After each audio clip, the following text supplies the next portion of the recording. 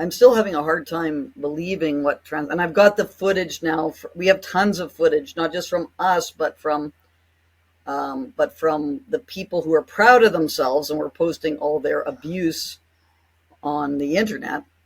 So I went with my videographer, Daniel Page, who's a computer science professor. He's a really, really nice, mild-mannered guy, would never hurt anyone. And as we arrive, and we are going to be discussing the claim, residential school denialism, in quotation marks, is a barrier to reconciliation. And the reason why we chose that claim was because Negon Sinclair was making that claim at an event a couple of hours earlier with the National Center for Truth and Reconciliation. So it was Negon Sinclair's claim that we were going to be discussing.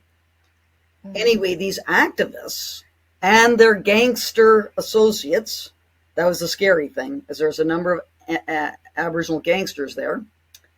They did not want me on campus, and they were telling me I could not be there. And I said, I have heard an email this morning from the provost which says that I will be allowed to do this and no one will block me, so I am entitled to be here just like everyone else.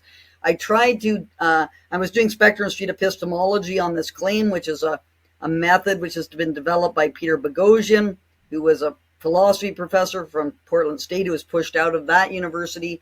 It's a wonderful method because it's not about you're wrong, you're right, it's not like an argument like that. It's like, here's a claim. What's the evidence that you have for this claim? And you have these mats, these 7 mats going from strongly agree to strongly disagree. It's a wonderful method for universities to think about the evidence that you're using and the level of certainty that you have for your claim. And as I tried to lay out my mats, all these people had stole them and vandalized them, and there was huge just mayhem. And my poor videographer, Daniel Page, had a bunch of gangsters roughing him up and pushed him off campus, and he feared for his life that day. Like I was dealing with all these cry bullies, so I tend to just see it as a bunch of people just venting their emotions, which is better than people not. But anyway, he was pushed off. He was fearful. He thought he was going to get stabbed.